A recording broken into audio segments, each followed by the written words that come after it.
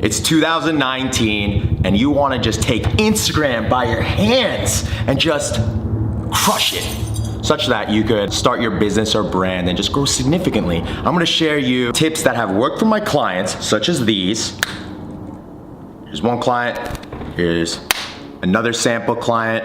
I'm just showing you weekly growth for some of these stats, what we've been doing that have helped them, and how you can implement some of these strategies so that you can grow as well. Coming right up.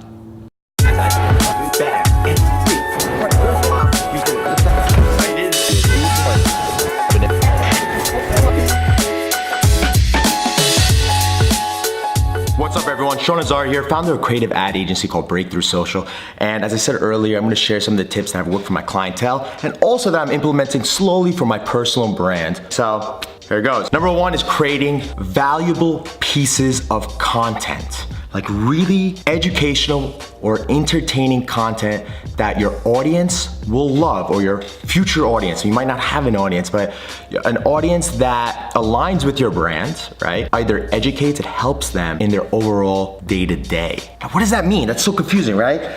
So, for example, what we do with our clients, let's just take sweet berry bowls, for example. They're a fast casual restaurant in the health food chain, right? They have a lot of healthy options on their menu, including acai bowls, grilled chicken wrap, salads, and so forth. So instead of just talking about their products, what I like to do and what you should do is think of yourself as like a media company. Everybody should be thinking like that. So some of the tips that we come up with, or it's called a series, we call it, where we would create carousel type of posts. And a carousel type of post is basically a post in Instagram where you could post up to 10 photos or videos or a mix of both within a post. So we would do things like adding chicken to your salad will help. Now just pause 1 second. They have salad as one of their options, but even if they don't go to sweet berry bowls, and maybe not that day, we're giving them information such that they could do it at their home, they could build their own salad, whatever they're doing, that helps them understand what's the value of chicken. I know there's a lot of obvious answers, chicken's healthy, blah, blah, blah. Sorry for any vegans that are watching, but this is just facts here. Swipe left, swipe left. Gives you improved healing, improve oral health. There's all these stuff, all these benefits that it will help. It again aligns with the brand. This is just one example of creating a valuable piece of content. Now, a valuable piece of content, it could be informative, educational, or entertaining. You're entertaining an audience. People follow you because they're entertained. They like to laugh. They like to watch you or watch your brand, whatever it is. You're showing them something. So that's very important to understand. That is number one, creating valuable pieces of content. Number two, the use of hashtags, but not just any hashtag. Now, when you create a post, you need to make sure that your hashtags really align with that post. Let's say if you are a model in New York City, if you're doing some sort of video, or a blogger, model blogger, you should do a hashtag like hashtag New York City model, hashtag New York City blogger. Let me tell you what that does. For instance, I need to sometimes look for models or bloggers within an area. I actually start looking at hashtags, and then if I find like an engaging picture or a model or blogger that fits the criteria for that specific brand, I reach out to them. May also follow them, depends on their content. If I like their content, that brand or myself may follow them because I may want to work with them more in the future. So I start reaching out via DM to see if they're interested in working with one of my clients. So that is a great way to actually reach more users. However, there's a lot of people, they go download this app called Tags for Likes and they start using that, or they start putting random hashtags like hashtag me, hashtag fun, hashtag great. If you do that, that's not, first of all, that doesn't really align with your picture. It's not a way for people to find you. You're gonna open up your account to spam. And what I mean by spam, you're gonna get these botted accounts, and even though you might read these articles that Instagram deleted a lot of these botted accounts, they still exist, they're still out there. These developers are finding always ways to create automated accounts where they're looking for specific hashtags or geotag locations, such that they're gonna like your picture, so you get that like, but it's from an automated machine, it's not a real person, and they may follow your account, right? Because what they're trying to do, that account, those botted accounts are also trying to grow their brand or service, but they have these tools where they're just looking for random hashtags to follow you to get your attention, so you'd be like on the phone, oh wow, someone just followed me. Who's that? They might have great content, you may follow them back, but then you realize you just followed a bot. So be really selective when you're writing hashtags. Make sure it aligns with your brand or service. So again, that's number 2, using appropriate hashtags. I'm also gonna bring back hashtags when I'm talking about the next tip, which is engaging with your community. By the way, I apologize if you hear any background noise, obviously. Helicopter, I mean, I'm across New York City, so all you do is hear helicopters or just a bunch of noise outdoors, so bear with me here. Engaging with your community. So now let's say you have an audience, a small audience, doesn't matter. Start engaging with them, communicate with them. If they're talking to you within your posts, engage back with them. Engaging could be in a lot of different forms. You could like their comments, you could talk with them. You also need, there's another way of engaging, creating engaging captions. You know, what we do with a home decor client or home decor account that we have. For instance, with Rugs USA, we'll create, let's say, a styling tip, right? An informative piece of content under a picture, and then maybe afterwards we'll do a call to action saying to the community, comment below one of your tips that you suggest when styling your home. Again, this is for that client. You have to formulate a way to engage with your brand or service, with whatever you're doing. This aligns with almost everything. I can't think of something that it does not. So you gotta find ways to engage. In addition, you could engage with your potential community, people that may like or may have interest in your brand, through searching for hashtags and geotags, and also looking for users or brands that are similar to yours, such that you look at their following. For instance, you go to a brand that's similar to yours or a person that's similar to you, go to their followers, right?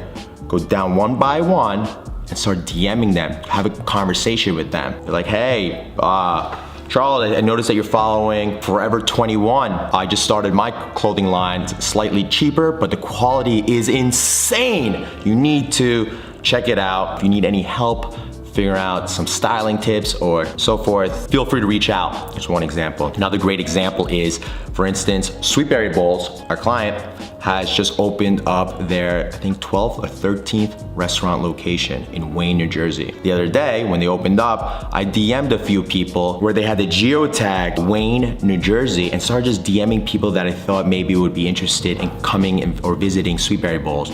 I let them know, hey, look, we just opened up in Wayne, New Jersey. You should come check us out. You know, just bring some sort of introduction, maybe even follow them if I notice that they're a local food blogger, so that they could maybe potentially either follow us or maybe just remember us in the near future. So another way of gaining exposure. So follow these tips. I hope they're helping. Number 4 is leveraging Instagram stories. Oh man, Instagram stories is so powerful. There are about this many daily active Instagram users that are constantly just watching it. So how can that help your brand? Well, let's just talk about some of the features and how you should be leveraging it. The highlights you should think of, I think of it as almost like when you go to a website, you go to a certain website, they have all these tabs like frequently asked questions, how-tos, blog, all that. You could create that as an Instagram story highlight. Let's say if you have a blog and you want to promote your blog. So your blog is something helpful, or let's say it's 3 ways you could grow your Instagram. For instance, you would create Instagram story tips, provide snippets, like create a headline in your Instagram story, like 3 ways to grow your Instagram, right? Tip number 1, using appropriate hashtag. That's it, that's all you gotta put. Tip number 2, engaging with your community. Tip number 3, using Facebook and Instagram advertising platform appropriately. Swipe up to read more. You provide some sort of value, maybe some sort of interest such that they swipe up so they can read more. What the hell are you talking about, right? There's so much that you can do with Instagram stories. You could do some fun things behind the scenes. Talk about your brand's community, maybe talk about upcoming projects that you're working on. Also, you could use Instagram stories to come up with new content. They have a lot of these things where you click on the sticker tool and you look for It's one of these things they have. It's called Ask Me a Question. Now, if you use that appropriately, you could say like we've done with Rugs USA. The question was, what type of content would you like to see? We got a lot of feedback. So that for us, an ability for us to think about other pieces of content we could create to provide more valuable pieces of content. So that is a really helpful feature. In addition, let's say a new user finds your profile. They right away, they see your highlights, they see your bio, they may quickly scan through your posts. Probably they'll look through like 6 of your posts real quickly. They see your grid. That's gonna capture your attention. That's gonna give them this decision to either follow or not follow you. Are you worthy enough? Are you giving any sort of valuable pieces of content? So make sure your highlights are engaging, are they powerful, are they entertaining, whatever it is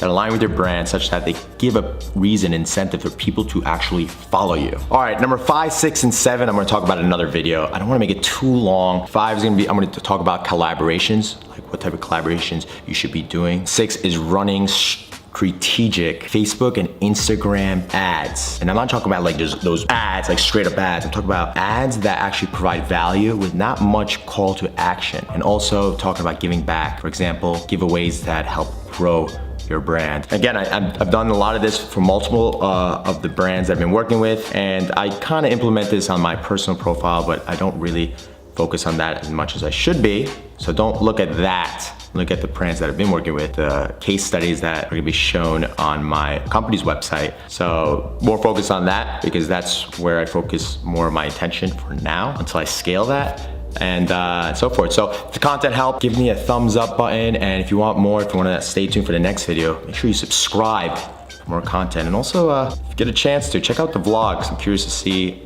what you think of them because that's where I document a lot of my journey, where I travel, also bring you behind the scenes to some of my company meetings and a lot of other cool stuff. So stay tuned. Peace, later.